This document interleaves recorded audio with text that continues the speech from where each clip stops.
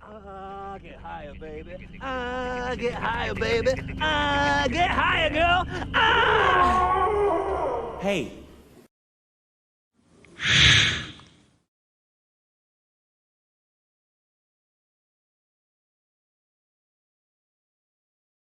Hello, everybody, and welcome to the Pageless Library. I am Bo Knight, and with me, as always, is Ryan Knight. How are you, Ryan? Well, not so bad. So today we're doing something a little different. We're doing what we call Ungracious Degradation of the Throne. So we're going to look at a series today that we think has kind of taken like a sharp downturn, and we're going to talk about like why we think that is, and like why the books are getting worse in our opinion. Yeah, so the series we're actually going to be looking at is the Monster Hunter series by Larry Correia. So this is going to include the kind of mainline stories, and then there's a couple of side stories that we want to talk about a little bit. Um, and we're going to kind of talk about why. So for anybody who's listened, Monster Hunter International was actually one of the first books we did for this podcast. So these books in the Monster Hunter series are generally very long, so we didn't want to do each individual book in the series. So we're just going to kind of do an overarching talk about the entire series and then how we feel about the series as a whole, as it stands right now. As of right now.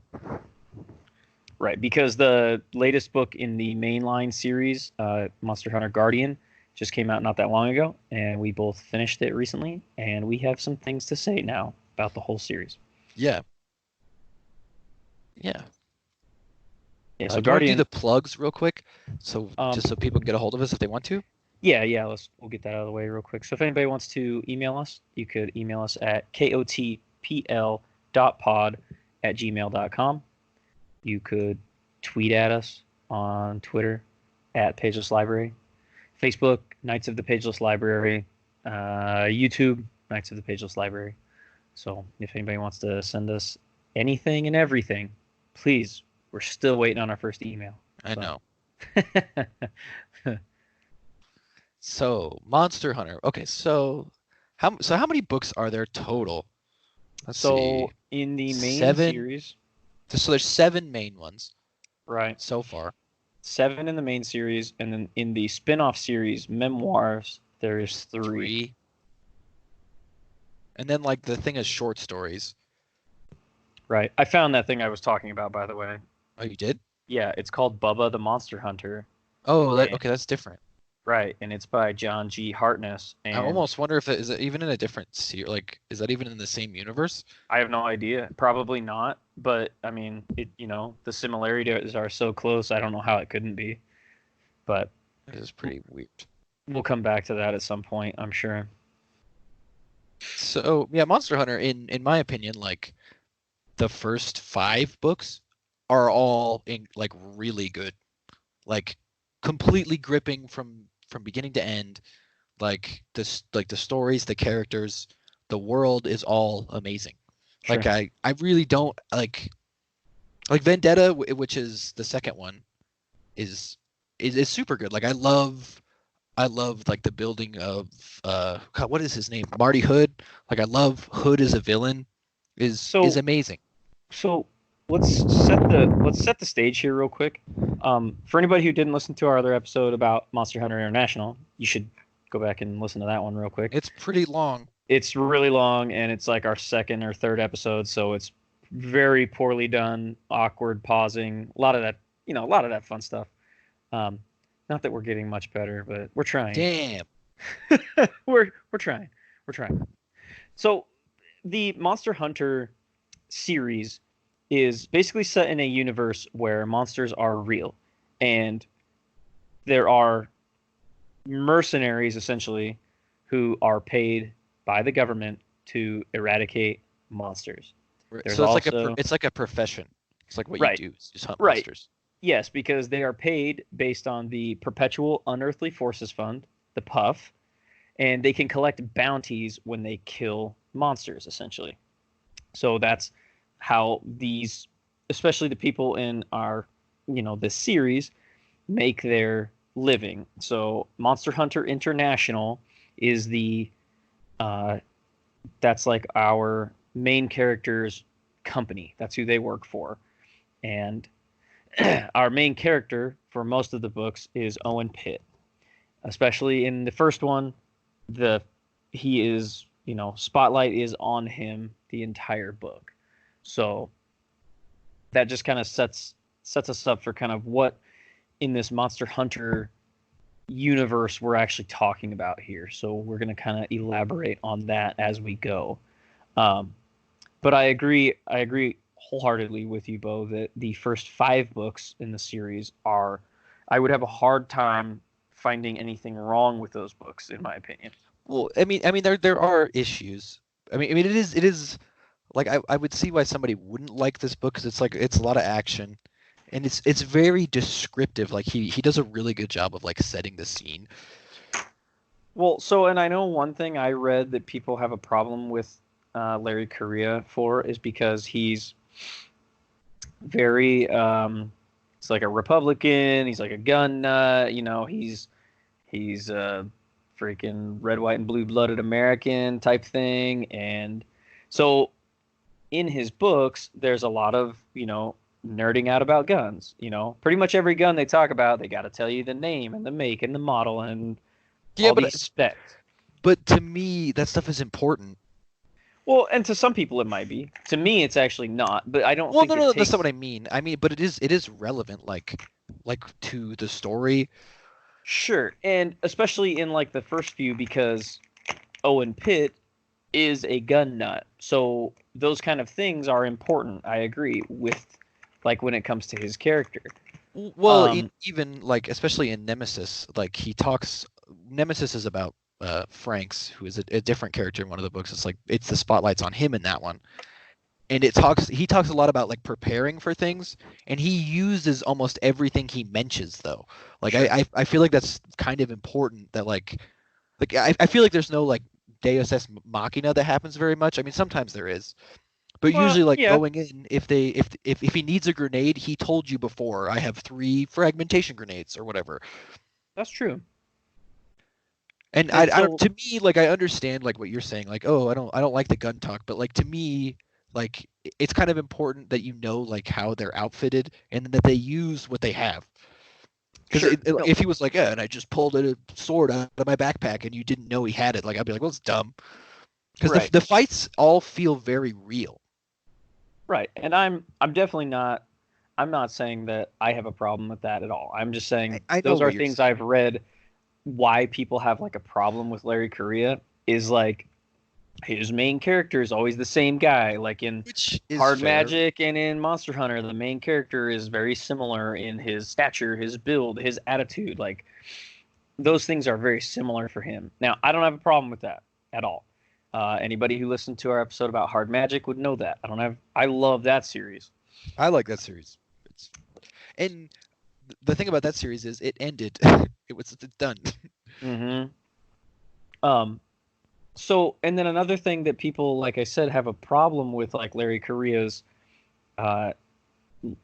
because he's like a diehard Republican or whatever, he's super, right wing. He takes jabs a lot, at like liberals and stuff like that. And so people don't like that. Like, oh, he's just a freaking Republican and he just hates Democrats. And it's like, well, I mean, he's entitled to his opinion. He shouldn't have to, censor himself. I mean, it's not to a point where it's distracting, in my opinion. No, but and I also understand like the character's perspective. Like, yeah, why would they want like gun laws when they need guns to kill stuff? Right, and that's like their livelihood. Exactly. I mean, it makes sense to the story, especially. Like loggers don't like freaking liberals either. Like that's just how it is. Like I don't know what to tell you guys. That's just how it is. Right. So let's kind of talk about why we're doing this. So, like I said, Monster Hunter Guardian is one of the most recent books to come out. It came out in August of 2019, so a couple months back. Ooh, boy. So, we decided to do this because we had a huge problem with not only Guardian, but the book that came before it, Siege, we had a problem with that book as well. In my opinion, like it, if you had like a bar, like a like a chart, and like let's say Nemesis, which is the book that came out before Siege, on this chart it's like a 8. Siege is like a 3. Like Yeah. it would come down like straight down. Like Right. it is insane how much worse it is. Mm-hmm. And it's almost painful to listen to. It was painful, in my opinion. Yeah. I've listened to the other books in this series like maybe 7 times, and they're long. Yeah. I've listened to Siege twice, and the first time I listened to it, I turned it off like halfway through. And I absolutely adore this series and have to know what happens. And I was like, this is awful. Yeah. I had a big problem with it too. Both Siege and then Guardian was just kind of the final nail in the coffin for me as far as being upset with the series, because exactly like you said, I felt like it was just going up and up and up, and Nemesis was so good. And then Nemesis is my favorite. All of a sudden we get Siege, and I was like, wait, what is happening right now? And then we get Guardian, which is like a dumpster fire.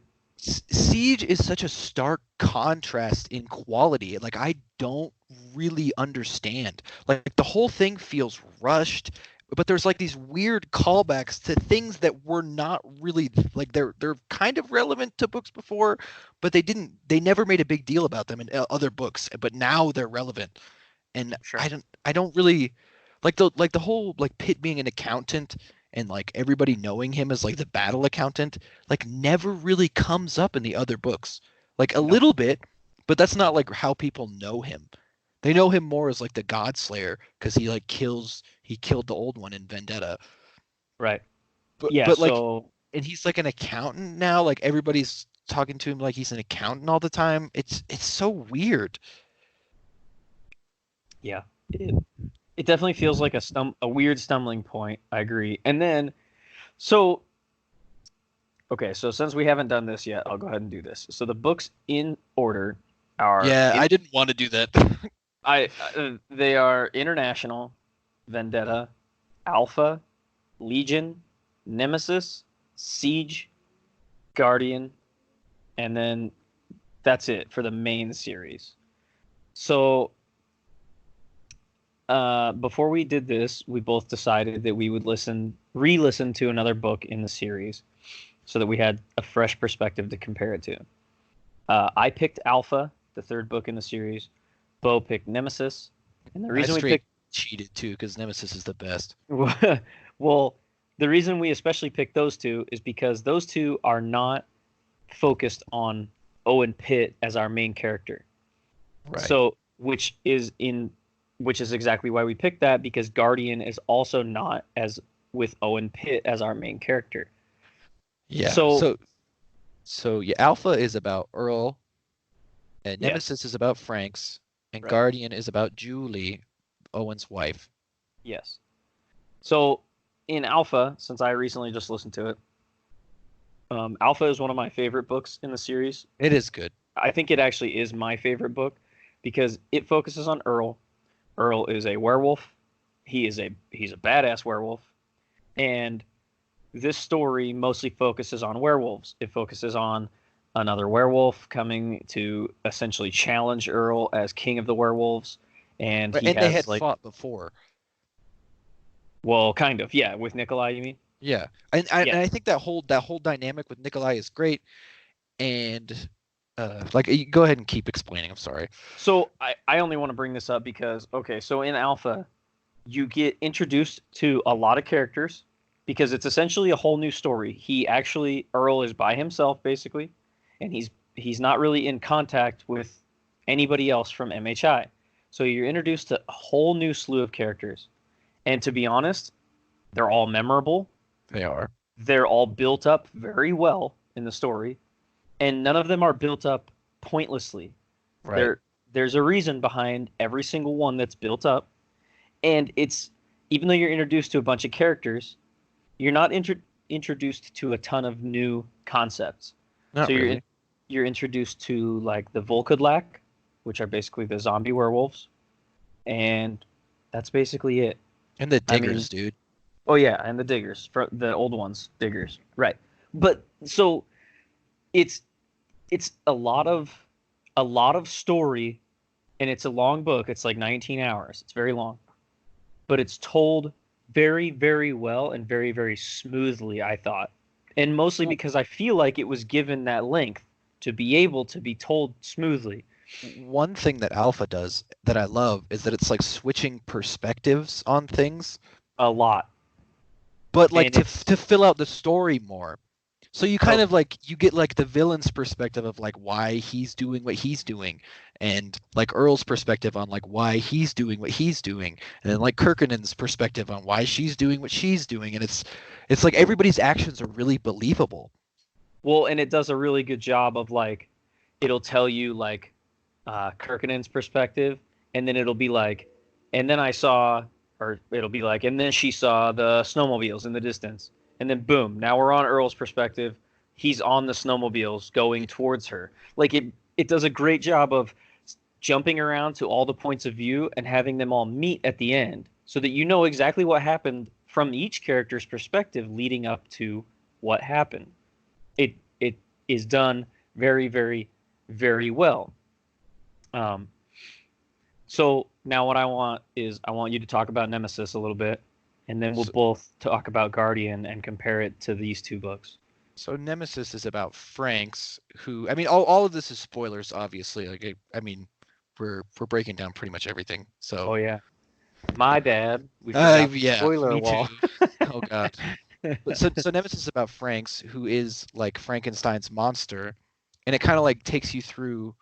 So like each chapter kind of starts with like a little bit of his life, because at the beginning of the book he has to like he's basically put on trial for everything he's done, and so he's explaining to you like literally everything he's ever done, and so it's kind of going through like big momentous occasions in his life as he's kind of being betrayed by his government that he's like part of, and kind of that being he hunted down that he because works for. that he works for, because there's another guy that's basically trying to make his own Frankenstein monsters, which is against the rules, and Franks is at everything to stop them. Right. And the main bad guy in that is his name is Cursed, and I love in Nemesis too, like how it switches perspective a lot. Hmm. But it's so good, like because you get to see Cursed and like how truly evil he is, and because I mean they obviously fucking they the government thinks they have control of these Nemesis soldiers, but they obviously don't, and they eventually end up breaking out. But I love that they're like the head games that's going on between Stricken and Cursed, like how Cursed is super good about like controlling all of his emotions and stuff like that. Right. But like Cursed is he's a fallen angel. That's what Franks is too. But Franks is just not a bad guy. But then there's like descending orders of demons, and they're like worse at controlling themselves. Like I don't know. I love that. Like when they blow up the gas station because they like literally couldn't help themselves. Hmm. Well, and And I love that they bring Kratos and Bia back. yeah, I love that part of that. That's amazing. and the fight scenes are insane because Franks is basically like he's like the perfect human, basically. Like he's super strong, super fast, knows everything, and he's like super prepared for everything. So he's really good at fighting. And the fight scenes are insane. Like some of the fights in that book are nuts. That's plus I love it that Franks is so like Bo said, Franks is Frankenstein's monster, and he the way he was initially built, since now he works for the government, he's been like upgraded a whole bunch. So he has like, you know, multiple hearts and, you know, Yeah. multiple backup systems inside of him. So he basically is almost impossible to kill. Well, And as long as they have like enough of him to like scoop up, they could right, like yeah, build it again. right. And so essentially what Franks is in this story is that uh, Dipple, right, built the monster. Conrad Dipple. Conrad Dipple built the monster, and essentially this fallen angel spirit inhabits it. That's Right, because you essentially what can't, brings the body to life. because there's there's like souls floating around here, and if you leave something empty, they're going to inhabit it. Right. And that's kind of a recurring. I like that too about Nemesis, is that was a recurring Right. It comes up in the theme. first one.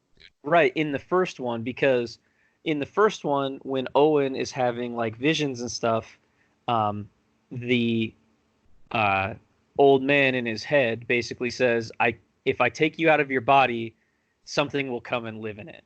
Yeah. So If I take you out for too long. Yeah.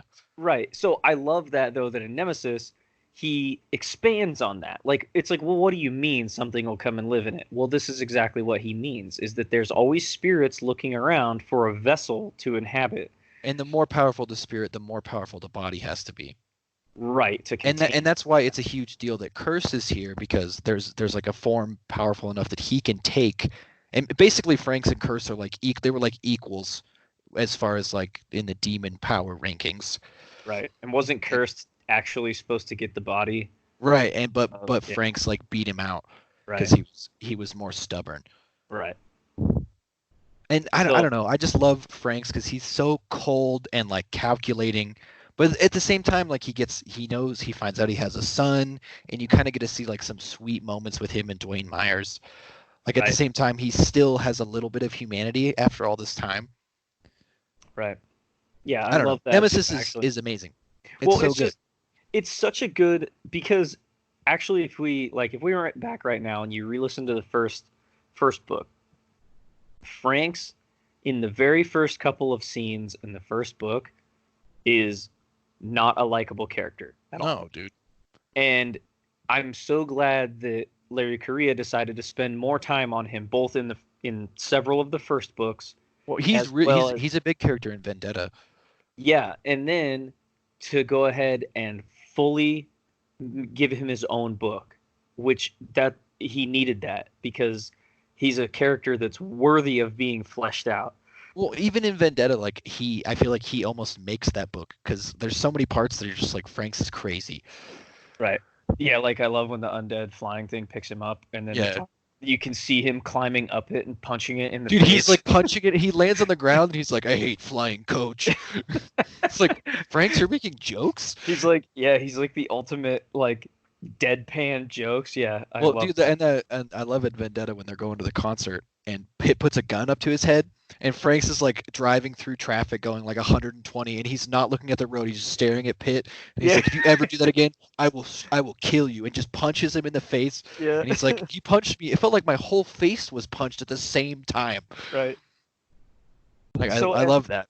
I love the buildup of Frank's all the way up to his own book, especially. So like a lot of the first interactions we have of Frank's is that you don't know anything about him really in the first book. You get a No. couple little hints dropped, but nothing was set in stone yet as far as like what he was.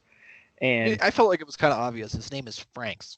well, to an extent it could have been, yeah, but he never really fully elaborated on any of it until later on. I like though, like one of the first real scenes you get with him is Pitt fighting with Franks.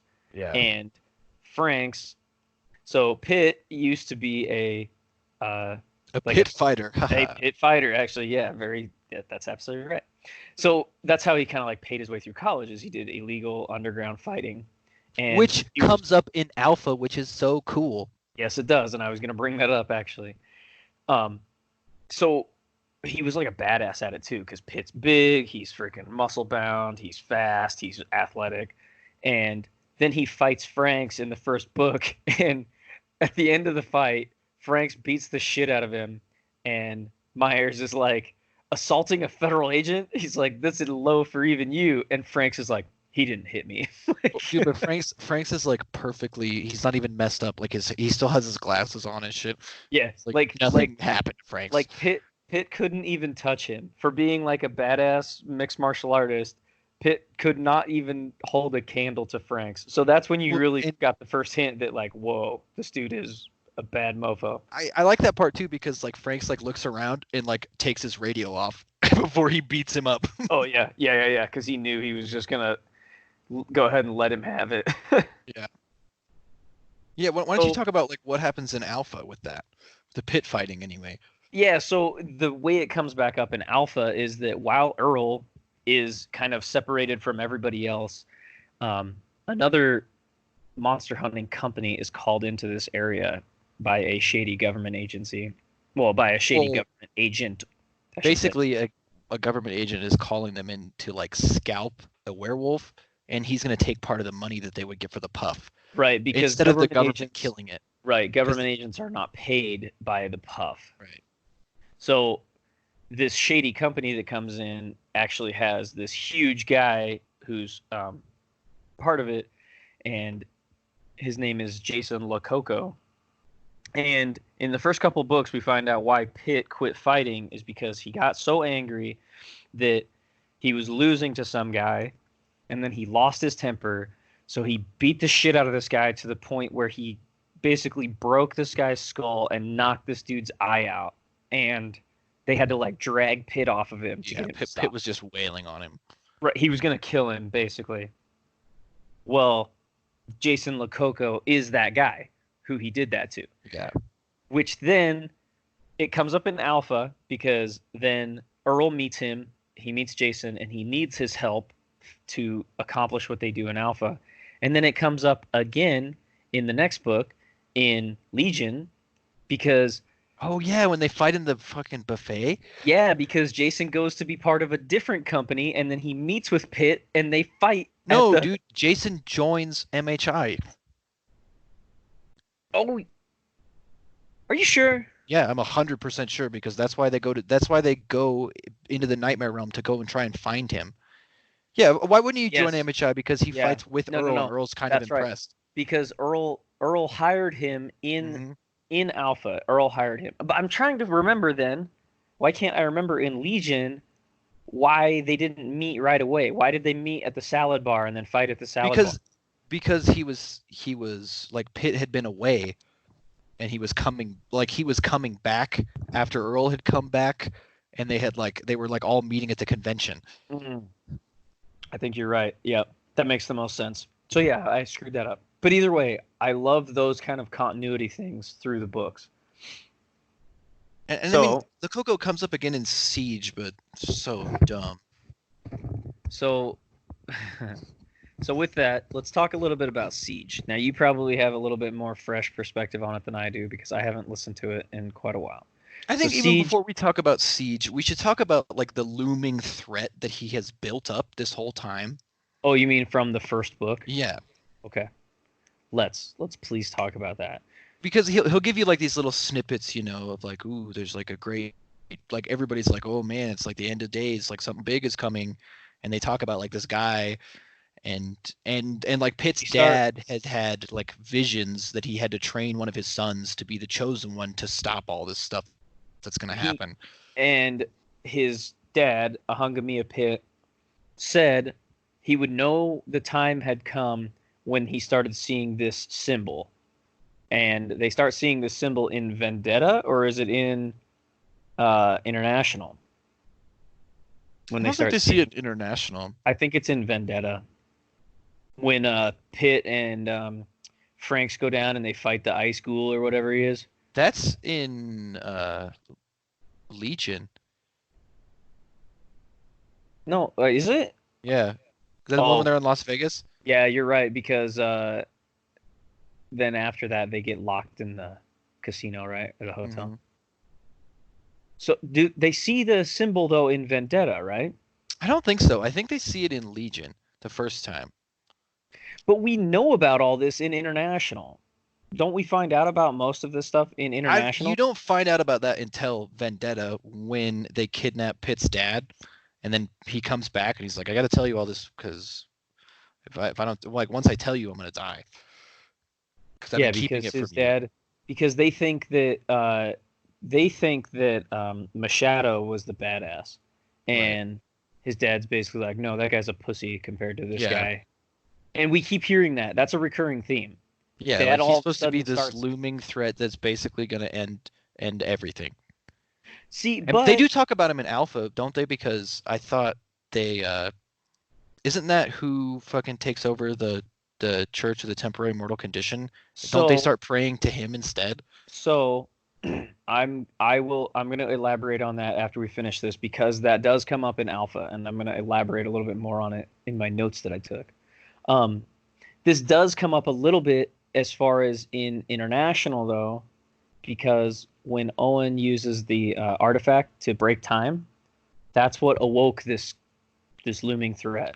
Oh, you're right. You're right. Yeah, that's what awoke the threat. Isn't that So like the beginning of the prophecy that like time will break? yes, yeah, and they kind of make you think that it's all what's her face that's pulling the strings, of both Machado and Pitt, but really, basically, we find out it wasn't her; it was this character. And whatever happened to fucking Corinna? She got sucked into the whatever portal, and then she was like, "I guess I'll have to try again in another 500 years," That's true. You're right. which is stupid. I didn't like that part at all. That was really weird. Yeah. So, okay, so we've been having this character built up over like the course of like basically 3 or 4 books. And Siege is supposed to be when they're going to go take this guy down. We find out his name is Asag, and he is just the baddest mofo. That's basically all we know about him. Yeah. He's the big bad. He's the worst. Yeah, he's literally the worst. Yeah, it doesn't get any worse than Asag. So they're going to mount this siege to go and take him out. And it sounds so much cooler than it actually is. Dude, it does sound so cool. But the lame thing about the book is, okay, so like the main thing that they're trying to do is go back into the Nightmare Realm to get these hunters that were trapped from Legion because they were like in the Nightmare Realm, but it closed suddenly, and so there were some people trapped. You're right. Yes. So what they're doing is, but it also happens to be Asag's house, and so they're like laying siege to the city of monsters. But what they're really trying to do is like get into this portal to save these people. And so like they kind of like build up this big thing, but then you don't get any of the siege. All you get is Owen going through this portal and like basically having to survive in this other realm. Right. Which I like is the other realm. So boring. Right. The other realm, when it first is described, is cool. Because it's like he's like in a dome, but he's like he's like in a planet, but he's on the inside of it. I almost imagined it kind of like, like Halo, how you could like see where you were, like if you looked up, but all the way around. That's exactly what I pictured it as. And so I was like, whoa, that's cool. But then, exactly like you said, there's like some lame ass enemies in there. They're called skinnies, and they're not even like threatening. Exactly. I was very confused by that. And so Owen goes in and he finds Coco. Like what's his name? What's his first name? Jason Coco, and like Coco's like, oh fuck you, you're the worst, and Pitt's like, oh, I'm here to save you, and then they kind of like bond a little bit, and then they like find out where everybody is. They're in this Fae castle. They save them, and then like Owen is going to like sacrifice himself against the Faes. They're beating the shit out of him, and then Coco just like kills them all, and you're like, what's happening? Yeah, Coco was Asag the whole time. Yeah, that's like the worst. It's literally the worst. And you're like, I was like, what? Excuse me, what? Yeah. And so Asag isn't really like a big badass. He's like a trickster guy. Right. Okay, that's interesting. But then he like traps Pitt, and he's like, there's no way you're getting out of here ever. I'm gonna go kill all your friends. Bye, and leaves. But then like Pitt almost immediately escapes. Yeah. It would be like if a show had that, like the big bad guy like tied our hero to a chair and is like, I'm gonna go kill all your friends, and then it cuts to commercial break, and then it comes back and the hero's like rubbing his wrist. He's like, oh man, I'm glad I got those handcuffs off. Well, like, dude, but like he literally puts him like in like part of the ground, and because he can control the realm that they're in, because he's the strongest mind. And as soon as he leaves, Pitt's able to control the whole place, so he just gets out and basically makes it so he just gets to leave. And then they go to leave, and Asag like goes to stop them, and they flip a coin, and Asag doesn't kill them. Yeah. And then Asag just like leaves. Yeah. That was the biggest disappointment to me. Is then Asog's just like, oh, I guess not this time. Yeah, But it's like, what? it's like, dude, you've been What? built up. You've literally been built up for like, I don't know. Let's see. Vendetta came out in 2010. So, and Siege was in 2017. You've been built up for 7 years, and that's all we get. What? Like, And then, I don't get it, dude. like you said, so while Pitt was in the Nightmare Realm, or well, not the Nightmare Realm. Yeah, right? That's where he was. The I Nightmare think Realm. so. Yeah. Sure. Yes. Something like that. While he was at Asog's house, he comes back out of the portal, and they're like, dude, we sieged the whole town. We took all of Yeah, it. we killed them all. Yeah. It's like, what? Really? We missed the fun stuff? We missed all the cool parts? There's like one fight scene in this book, and that's about it.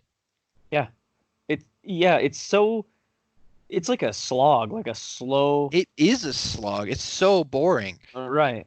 It really is. For one of these books in this, especially like you said, like Nemesis being so good, so fast paced, so high in action, Siege was just like a dumpster fire compared. Actually, no, the dumpster fire is probably more exciting. Yeah, dumpster fire would be way cooler. This is just like a, I don't know. I don't either. I don't know what to say because I was almost heartbroken. listening to I've Siege. never been more disappointed in my life. Oh, I'm not wait. gonna lie to you. Oh wait, yes I have, because I listened to Guardian after that. But like, I don't know. Once, because Siege came out, and then a bunch of these freaking like grimoire memories came out, which are written memoirs, yeah. memoirs, yeah, which are written with another person, and those are also awful. Right. So let's talk about that a little bit because that's kind of important. So, Monster Hunter Memoirs is written with this John Ringo guy. I don't know a lot else about this John Ringo guy I other think than he writes like tactics books, like about like Tom Clancy kind of stuff. I was gonna say, yeah, like Tom Clancy style. So, anyways, they wrote these memoirs books together. They like co-wrote them. So I hated the memoirs series, Oh, me too. and the reason is because the memoir series. So if Monster Hunter, I would say Monster Hunter. We've talked about this a little bit before. It kind of suffers from like hero complex. Like For sure. The good guys are like invincible, basically. Well, if that's the case for the normal series, Memoirs is like that, but on steroids because we only have one guy, and he can do no wrong. He's basically God. Right. And guess what? He's a guy who we've never heard of in the other books, which Yeah, but he's supposed to be like a huge part of MHI. right, exactly. Therefore, it makes zero sense. And So, I don't know. Like I've listened to the first two, I guess. yeah, I listened to the first two. I haven't listened to Saints. It almost feels like, and like this is something I want to talk about a little bit with, like especially because Guardian is written with somebody else. It Yes. almost feels like Larry Correia has kind of run out of ideas with the Monster Hunter series, so he's like farming it out to other people, but like and attaching his name That's like how a lot of it felt to me. because it doesn't really feel written by him anymore. So, and I actually said that about the memoir series when we first listened to it. I said that this sounds like it was written by somebody else, but they were given permission to put Larry Correia's name and the Monster Hunter Yeah. label on it. That's it. Because the rest of it doesn't feel like the other books at all. And yeah, and I don't really even understand what they were thinking, honestly. Like, because it all detracts away from this like world that he built. I agree. So, and with that being said, let's talk a little bit about Guardian. So, Guardian being the latest book in the series, it's called Guardian because it's about Julie Shackelford. And in the first book, Julie was going to be killed. She was saved by the previous guardian of the artifact. And the way he saved her is he had all these tattoos on himself. His tattoos were stripped away from him, but he held on to a piece of one. This was basically like black ink that he held on to. Julie had her neck her throat slit, and the Guardian put his mark on her throat, and it basically sealed this slash on her throat with black tattoo ink. So in Vendetta, she basically gets mortally wounded again. She's cut like across her stomach with like 3 deep lacerations that would have normally killed her. And then those all basically healed themselves shut with black ink.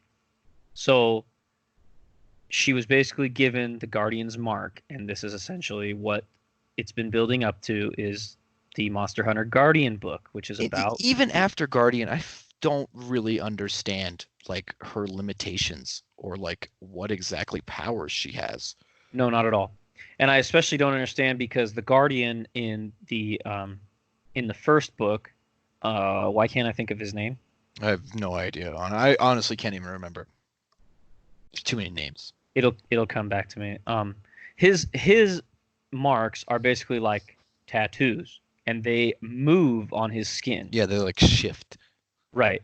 Hers doesn't do any of that, and it doesn't look like tattoos. They literally just leave lines wherever she's mortally wounded. That's all it does. So, which is fine because it leads you to believe that first Guardian was mortally wounded a bunch of times. However, he already had the tattoos when he was conscripted basically to be the Guardian. So to me, this is the way I kind of understand it. Is like she only can tap into like a little bit of it, right? Because she only has a tiny bit.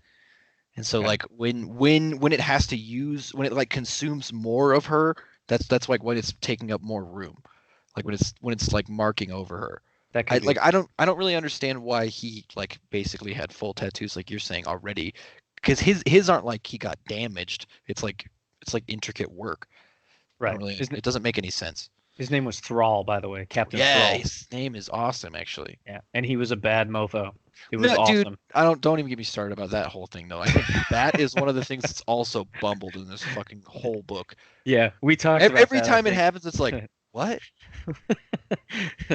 Yeah, the build up. Sometimes, yeah, Larry Correia, if you ever listen to this, your build-ups are amazing, but you got to do a little better on the final execution of those bad boys. Because why couldn't he come in and you have him like kind of like fight with Machado for a while, like kind of kick his ass and be like, oh, but it's finish you for once and for all, and then she just rips all his tattoos off. Like you could have done that. Yeah, have a little bit of build-up at least. No, he shows up and you just basically kill him immediately. Right, even though he was built up for the whole like 26 hours of the book previous. Okay, back to Guardian. Okay, so Guardian is taking place during Siege, so Owen is not here. Actually, most of MHI is gone. Correct, because they are all at the Siege. Therefore, it's pretty much Julie and a couple other side characters who are going to be butchered throughout this story. And I don't mean butchered as in they're going to die. I mean their characters will be slandered, essentially. I don't know a better way to put it. Because they're basically going to be changed completely from the first freaking 6 books that we had. We're now going to change have from those... the like completely consistent character too. Exactly. So the thing about Guardian, and this is why we picked Alpha and Nemesis to re-listen to after we had listened to Guardian, because Guardian is solely told about Julie. It's told from Julie's perspective, from the first person, right? Which is also a big change because it is. That's something I wanted to mention. I'm glad you're going to say it. I believe International was told in the first person from Owen's perspective. Then Vendetta, I think, was told in the first person. Yeah, but it is. But we had blips of third person. Yeah. Alpha is told essentially over Earl's shoulder. Yeah, but you get different. You get like the bad guy's perspective too, though. That's kind of what I mean. It's told third person. The only first person snippets you get in there are from Earl's journal. That's the only like, I did this, I did that, I saw. Well, you get Nick in Nikolai's head. It's not though. It's still third person. I guess you're right. But he's talking to the Volkadlat. What's the thing called? The Tavar. Tavar. That's Nikolai's werewolf. Yes, you do get that, but it's told in the third person. It's not told from Nikolai's eyes, basically. Whereas Yeah, you're right. Guardian is told from Julie's eyes, period. It Like, doesn't shift at all, and and it's the story suffers so much. I agree. Because it's very hard to build a very far-reaching story like they were trying to do from one person's perspective. And So like what happens in Guardian is so Julie recently had a baby. His name is Earl, and he got kidnapped by this guy named Brother Death. And she has excuse me, his name His- is Ray. Ray, you're right. They're not Earl. all of their They're names all Ray. are Ray first Shackelford. Yeah. You're right. Anyway, That was go ahead. dumb. His Yes. middle name I think is Earl. It's like Raymond Earl Shackelford Pitt or something stupid like that. But yeah, I digress. So yeah, and then so Julie has to trade the artifact to Kumareshiar for her son. Which she And- is now supposed to be the guardian of. Let's Right. talk about that. The Kumareshiar is the artifact from the first book. She is now, because she was given the guardian's curse, she is the quote-unquote guardian of the artifact. Or so she thinks. Right. Which I don't really understand either. So she trades it almost immediately. But this part fucking drove me nuts. So she trades it almost immediately, and she doesn't even like make sure it's her son, and it's just like a fucking imp that looks like her son. So she traded it for no reason. Yeah, so her son was taken from her, if that wasn't obvious. Her son, Ray. Did you say that? That he I was? said he was kidnapped. Oh, okay. I might have missed that because I was waiting to correct you on his name. So, right, he's kidnapped, and yeah, she immediately trades away the artifact for what is not her son. Which is so out of character for Julie, which I hate. I hated that. I was like, are you serious? Yeah. She's so meticulous, and she didn't even make sure. Right. Yeah, normally she is like very level-headed no matter what's happening. And I think what they were going for is the fact that she, was like distraught because it's her baby or something. She's got mommy rage. I guess. I'm Which, just even then, though, I feel like you would still like. She's a trained monster hunter. Like she should be able to handle pressure like this. right. I agree. It just doesn't make any sense. It does. It does not make any sense No, to me. It really didn't. It felt very out of place. All of it did. It does. Yeah, the whole thing is bad. So basically, in this, the whole point of Guardian is Julie trying to get her son back. Now, not a bad premise for a story when it comes to monster hunters. Not a bad premise at all, I don't think. However, the execution is just so poor because I felt like most of this book was literally spent like you had to like member berries. Pretty Like, much. Remember that one time in the first book we did this thing? It's like what is the point of this? Like it literally was just callback after callback after It really callback. is.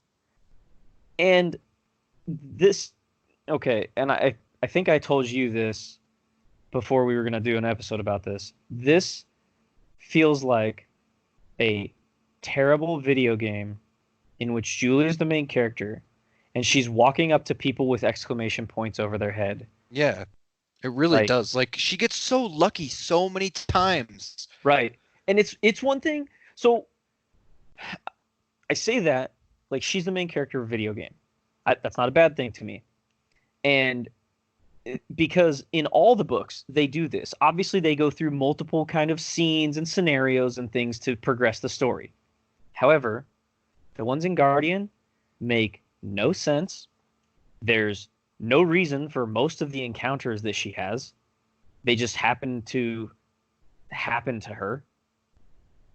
It's like she gives away the artifact and then she immediately like gets it back. That drove me insane. Yeah. I was like, are you serious? How inept are these cultists? Mm-hmm. Like, come on. And then it's like, oh, and then I need to go over here and talk to this person. Oh, big shocker, they're bad. Now I killed them. Now who am I going to talk to? And some guy walks in the room and he's like, hey, I think I can help you. It's like, what is happening right now? Like, how are these progressions? How do these make sense as far as like it's like you said, it doesn't flow like any other story in the series. No. And that's it to me had the most stark contract to Alpha because of the way Alpha is told. If Guardian had been told the way Alpha was told, and we got multiple perspectives, we were getting multiple legs of the story, we were getting introduced to interesting characters, it would have made it way better. But the way it was executed, I feel like it just fell flat on its face. It really did, dude. It's awful. It I mean, like you said, like even the characters she meets that like help her along the way are not interesting. It's like I don't care. You're basically just another hunter. Okay. Well, and not only are they not interesting, but they're from like rival companies, and they're immediately just like, "Oh yeah, I'll help you. That's cool." Yeah. Oh, you. And she keeps dicking them over too. Yeah, yeah, definitely. I didn't understand that at all. I mean, it just. Yeah, this whole story just kind of chapped my ass because I was just getting so. It was like literally rinse and repeat. She goes and talks to this person. They tell her to go here. It's a trap. She gets out of it. Rinse and repeat. Again and again and again. Until she finally ends up getting the baby back in the end. And she kills the bad guy who captured it. Because somehow she figured out his name from like the 3 letters that her grandpa scratched in the floor before he died. Yeah. Which pissed me off too. Because I thought it was stupid. Well, doesn't she kill Susan?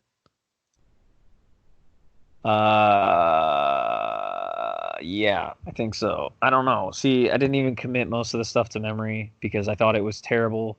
I thought it was a terrible way to bring Susan back into the story. Well, one thing that drives me crazy, especially like comparing this to Nemesis, is like we don't really get any background on like her curse or like her powers or like what she can do, what the curse means. That's Like, also any of that. That's what Alpha built really well on too. I know. Because Alpha, you constantly are getting these flashbacks from Earl when he was first cursed as a werewolf. And you're getting this buildup as to why he was able to become what he is now. I don't understand why it wouldn't do that in Guardian. You get the one little flashback of her in college dealing with... Which we already kind of... Yeah, because we already kind of knew that story. They just elaborated on it a bit, and it wasn't even that interesting. No, and then like Susan's like, I'm the reason the vampires were there. Oh, that's and you're right. Like, okay. Oh, that's What? right. I forgot about that, which is even more So horrible. stupid. You're like, are you serious right now? Yeah. Yeah, I don't really get it. I don't know. I don't really understand what the point of this book was. Like, I don't, because it didn't really build up like Julie as a character for me. Like, she has more personality in the other books. She has more personality in the first book when you first meet her. You know? Can we not forget the fact that this is narrated by somebody different, which Yeah. I forgot, we're talking about an audiobook, so the narration is obviously extremely important for us. So all of the first 6 books are narrated by Oliver Wyman. This book does a great job. Who does an amazing job. I don't even know if we talked about that enough in the first book. This book, let's see, wow, I'm going to screw this up because I can't find it. This is so unprofessional of me. Why can't I find this? I don't know. Narrated by Bailey Carr. So, we think there's multiple reasons for this. I do, at least. One, it's told from a woman's perspective, therefore a woman has to narrate it. I'm assuming that's the PC reason behind it. Because to be honest... Okay, fine. That's fine. Yeah, I guess. I mean, I guess, sure. From a PC perspective, sure. That's fine. However, I don't think Bailey Carr did a very good job of it. Oh, she does a trash job, in my opinion. Yeah, if you're gonna do if you're gonna do like um voices, you know, if you're gonna do like Southern accent, if you're gonna do that stuff, you have to stick with it. You Yeah. can't just switch back and forth. You can't forget that you put Southern twist on something and then all of a sudden that same character 2 lines later doesn't have a Southern accent. You can't do that. Which Yeah. she does a lot. Yeah, like Guardian is just not good. So, and can we talk about that's kind of what I was also talking about in Alpha, how we're not introduced to a lot of new concepts as far as monsters go, whereas in freaking Guardian, oh yeah, by the way, every corner we're gonna just introduce you to a new monster you never heard of, and neither has MHI. Yeah. I can't stand that. I couldn't stand that at all. It is pretty. It's just the whole thing is weird. It is weird. I just feel like it's so. That's why we're calling this episode the Ungracious Degradation of the Crown, because it was very ungracious, like just Well, so the sloppy. first 5 are like some of my favorite books. Ever, yeah, absolutely. But like the fact that even like Siege and Guardian exist, like make me not care about this series anymore. Right, because if it's gone down this bad, what's the next one going to be? Which I know. there's spoilers now. Apparently, the next one is going to be called Omega. And I don't even know if I want to listen to it. Oh, I'll listen to it. I know I will. I don't know if I'll like it, especially the way things are going. So It just that's okay. So I'm gonna circle back around to this. So in all these stories too, we're being built up to. There's all these factions. Okay. right. There's all these factions, and they're all picking champions for something. Apparently, Asog is like the leader of a faction. Let's see, in Vendetta, the Dread Overlord was the leader of a faction. He was like the leader of like the old ones at the time. They're part of factions. Apparently, the Guardian is part of a faction. She's a chosen. She's a champion. Franks is a champion. Franks is a champion. Pitt is a champion. Also, this is what I wanted to bring up. In Alpha, this kind of makes me mad in a way. Apparently, Earl is a champion also. Right. But it doesn't get brought back up again in any other book, which I thought was weird. Also, I'm trying to think if they mentioned something like that. I don't think so. Asog, apparently, he basically created werewolves. I didn't catch on to this until this time that I listened to this book. And the reason I say he created werewolves is so you know the amulet of Cachet. Mm-hmm. So the amulet was used to harness the spirit of this demon wolf creature way back in the day, right? Right. Well, when they're telling the story at the end of Alpha as to when the demon wolf's spirit was basically ripped away from it and it was put into the amulet, it says that the demon wolves were created by this powerful being who went to sleep and wouldn't be reawakened until time was broken. That was Right. Asog.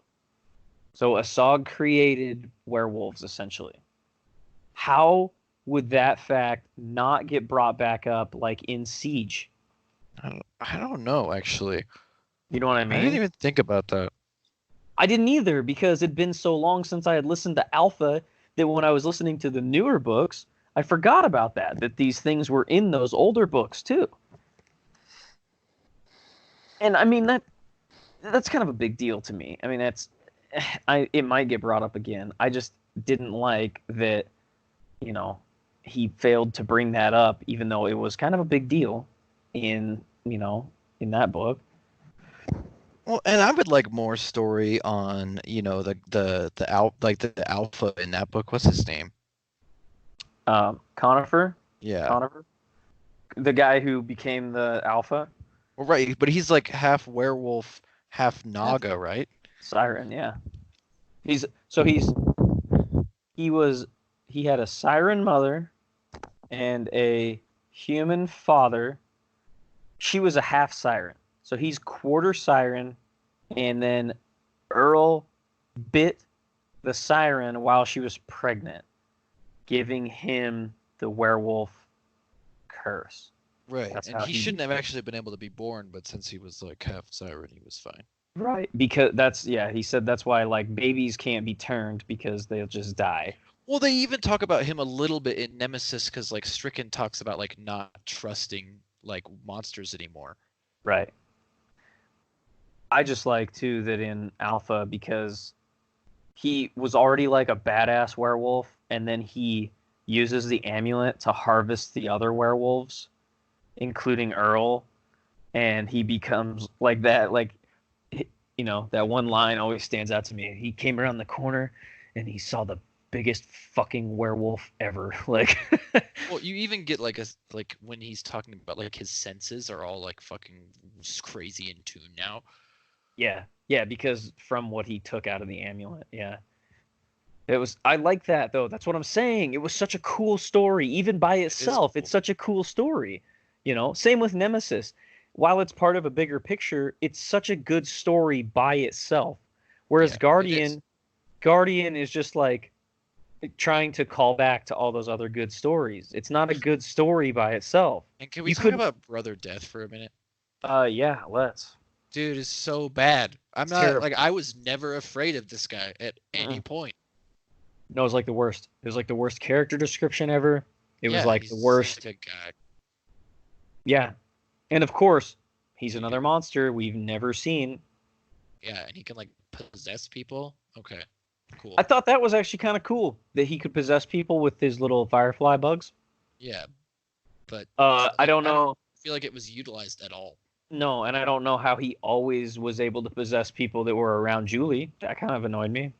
Like, no matter what, he always found one that was, around her to possess. I don't know. Ugh.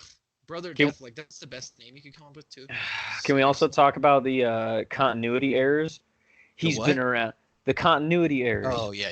Yeah, so while Julie's hearing about this Brother Death, she's told he's he's been around for hundreds, possibly thousands of years.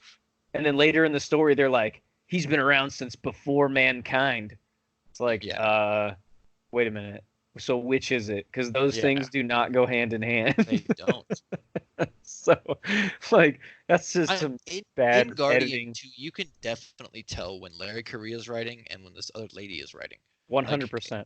I almost feel like you can tell that the beginning of another sentence is a different writer. Like it's not blended very well at all. No, it's really not. And I actually think that if I knew how to read, I could go through with a highlighter and literally highlight Probably.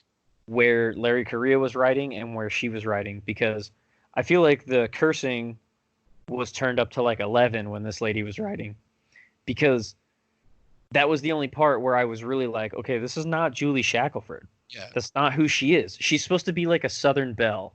Like, that's who she is. She's a kick-ass, but like very reserved Southern girl.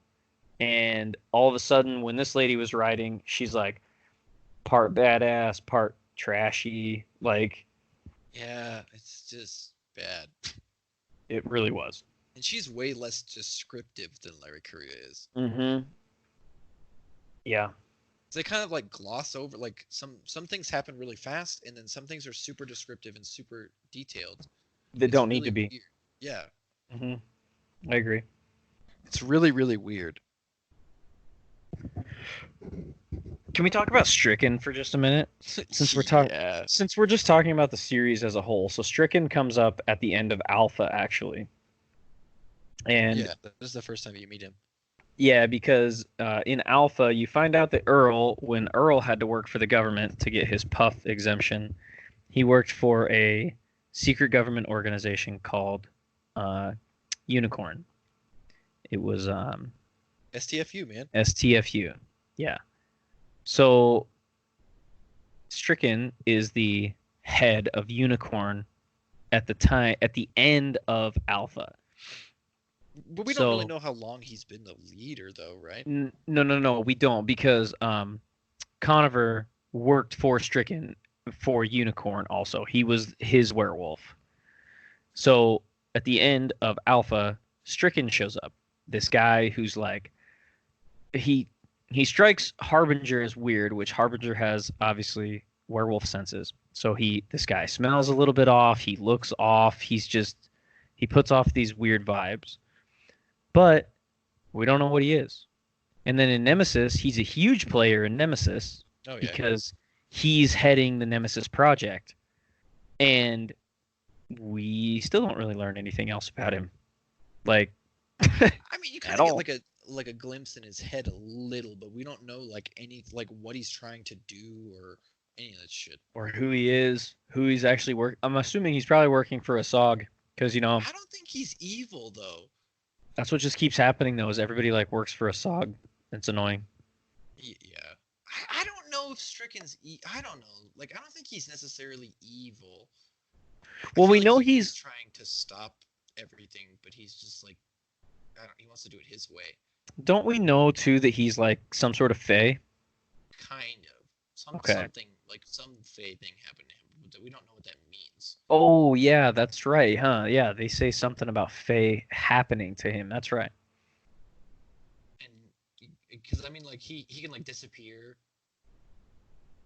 Yeah, or like isn't it too like when the helicopter crashes, he just like walks away from it, like nothing happened to him? Well, no, they crash and he's already standing there with an umbrella.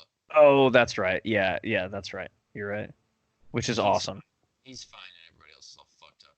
Yeah, that part is awesome though. It's pretty cool. And he's Like- like with not even a speck of dirt on him. Right. Well, and then Kirkinen tries to stab him and he's like gone before she could get there. Right, which she's also like a super werewolf. So for that to happen is, kind of like weird too. Yeah. Oh, let's also talk about the fact that in Nemesis, you finally get the Earl Harbinger versus Frank's fight that they had been building up since pretty much the first book. Yeah. And it's a doozy, and it's so well done. It is pretty fucking badass. Hey, your mic's really quiet if it's far away from your face. Just so Is you that know. better? Yeah, that's way better. Just so you know. But yeah, it's like that fight is like what they'd been building up for a while, and it is awesome. It delivers. It's pretty good. It actually, though, after listening to Alpha again, so when Earl was turned back into a werewolf, technically he was turned into a more badass werewolf because of the amulet, like there was Right. a whole thing with the amulet going on. So technically, I wonder if he wouldn't have even been able to come close to beating Franks if he had, before that. I mean, you know my opinion on this. I mean, What? because I feel like the fight wasn't fair because Franks wasn't ready. Well, yeah, I mean, I guess. Well, I mean, he wasn't equipped at all. Right. And Earl doesn't need anything because he's a werewolf. I suppose that's true, yeah. I thought I've told you this before. Like, I feel like Yeah, if no, Franks we've had to talked kill about it. Harbinger, he would. Well, yeah, and you're probably right. Yeah, but that's just it, though. I guess that's what kind of made it more of a fair fight, because obviously if Franks like had a gun, it would have been no problem at all. So Right. Harbinger kind of had to do it on his terms. Otherwise, yeah, Franks would have just freaking. Which, because technically Harbinger could just shoot Franks too, like, Yeah. you know what I mean? So I felt like the way it was done was No, it is a good fight. That's not what I'm saying. And I love that Right. it's a draw. So it's like, Yeah. oh, neither one of them won. well, yeah, and I feel like that's the best way it could have been told. Is basically they both would have they were both gonna die. Like Yeah. at the end of it. That was the best way it could have been told too. I thought that was the most fair for both characters. So I thought that was awesome. I love that Franks stabs Harbinger with his like arm bone. With his stump, yeah, that Harbinger he's like, ripped he's like- off. stabs him with it. I actually like too how it kind of towards the end how he feeds Harbinger his arm so he'll bite on it so he can start elbowing him in the head. Like, it's so awesome. So well told. It is well told, and I mean, I like the whole like positioning of the fight. I mean, because they both have different strengths, and like the way that they're both like trying to like maneuver through the house to be more advantageous to themselves Right. is well done too. And how they kick both Owen and Julie out of their own house and then lock the Yeah. shutters so that they can't get back in. Yeah. I know. Yeah, I thought that was so well done, man. That's what we're talking about, isn't this? This is kind of the whole reason we're doing this episode is because this series of books has so many high points. It does. It has a lot of memorable things. Right, and so many good parts. I mean, I still remember the first time I listened to Monster Hunter International. I immediately was like, wow, this book is awesome. Like, just such a good concept. And then they just kept getting better, like you said, up until Siege. And I was like, what is happening? What happened to my series of books that I was loving so much? I remember Siege finishing and I was like, what? I was like, are you serious? Like this doesn't the feel is just way different. Yeah, it really is. It's almost like if you had like a burger place that you like to go to and you like go there like every week and you know everybody that works there, and then you go in the one day and there's like different people working there and the food is suddenly garbage. You're like, what is happening? Like this has never happened before. Yeah, that's actually a pretty good way to put it because that is essentially what it feels like. I Yeah. mean, Siege really just left you kind of like wanting. Siege, a lot of the other books, like even the end of Monster Hunter International, it could have just been a one-shot book if he hadn't left so many open ends, but it could have been a one-shot book and I would have been happy with it. Yeah, same.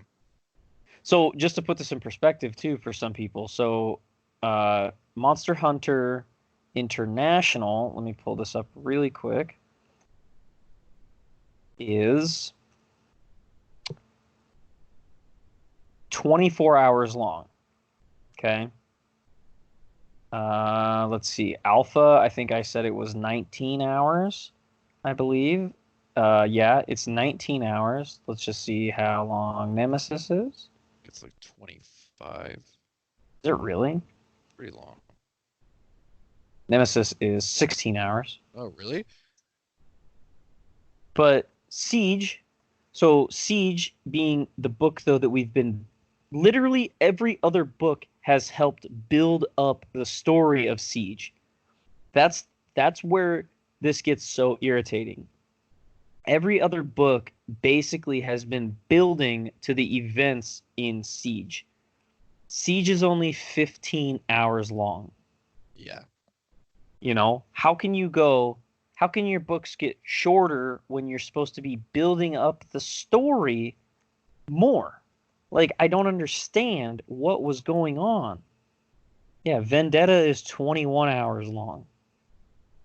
Vendetta is the second book in the series. How long is Legion? Legion is 17 hours. For some reason I thought that one was longer too. I don't know why.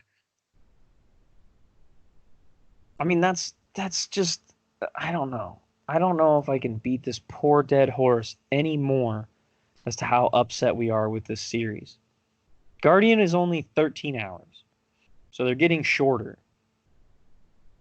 I just don't understand what happened. Like, really. No, I really don't either.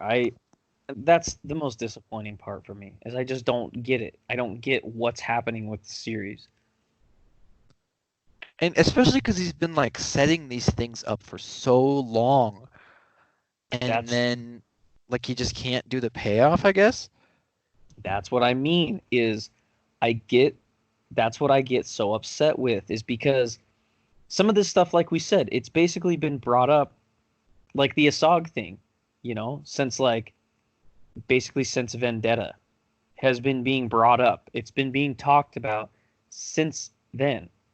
So to then have it all of a sudden not deliver at all, you know, it's kind of like what we were talking about. He's really good at building stuff up, and then the delivery falls flat. Well, as far as Asog goes, he's been building this dude up forever, and the delivery just fell completely flat to me.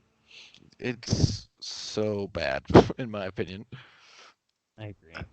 You like meet the guy and you're like, what? Wait, what? This is the guy? Okay. That's exactly how I felt too when it happened, and I was so disappointed. Dude, the first time I listened to it, I was like, why is it calling this guy a sog? Yeah. It's like, oh, because it's a sog. What? Like Mhm. I didn't get it. It's like, No, and then okay. all that was just like out of nowhere too. They're like, Yeah.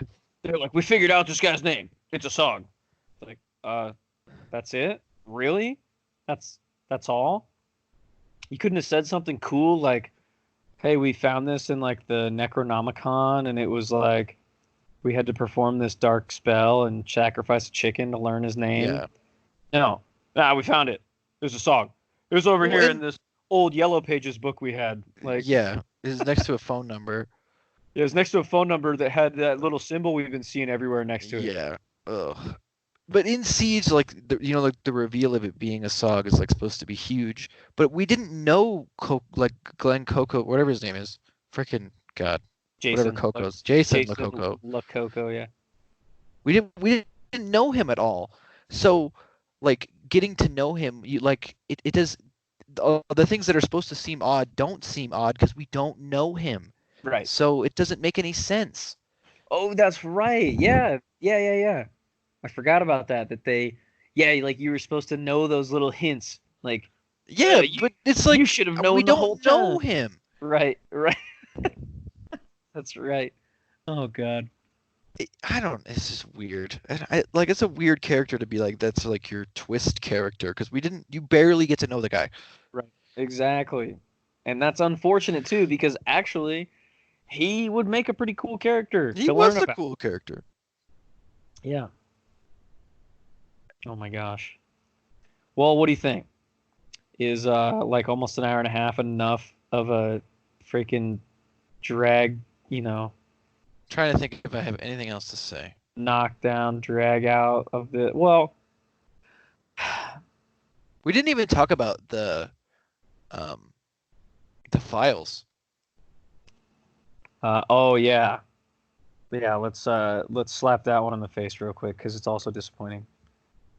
So there's another book that's claiming to be part of the main series, and it's called Monster Hunter Files. And it is written by a bunch of people. And I think it's like just edited by Larry Correia or something like Yeah, that. it was edited by Larry Correia. He didn't write a single one in there. Right. Well, I think he did. I think he wrote like there's one that's about Pitt, and I think he wrote that one, and that's it. And then the rest of them, oh, by the way, the gal who wrote Guardian, she wrote one of these. Oh. John Ringo also wrote one of these. Yeah, it says stories from Larry Correia, Jim Butcher, John Ringo, Jody Lynn Nye, Sarah A. Hoyt, Brad R. Torgerson, and many more. So if you didn't catch on to that, Monster Hunter Files is like a bunch of little snippet episodes from the Monster Hunter universe, essentially, which is fine.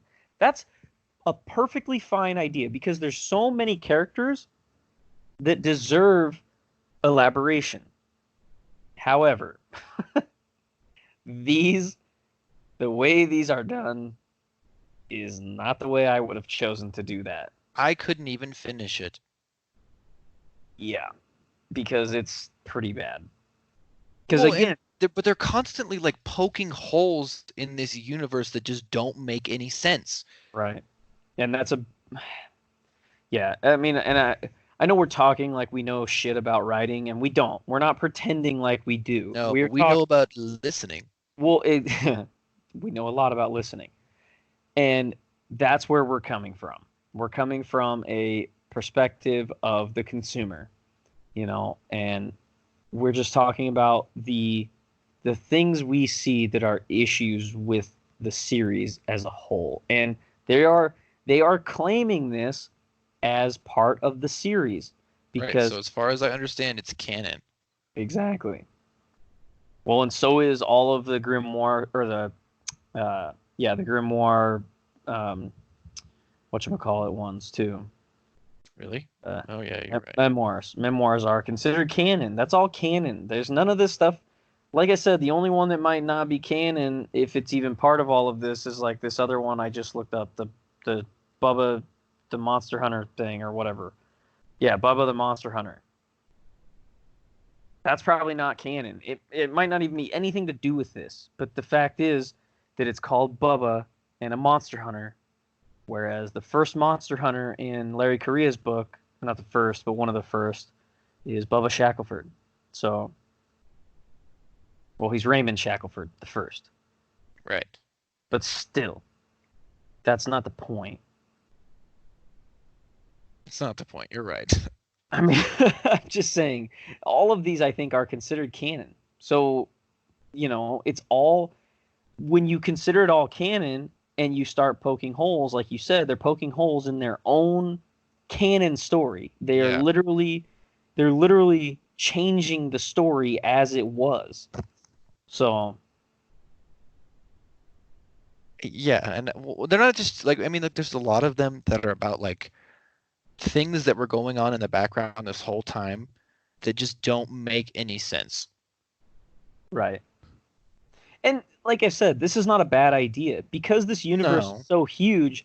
Trust me, there's plenty of room in this universe for some of this stuff.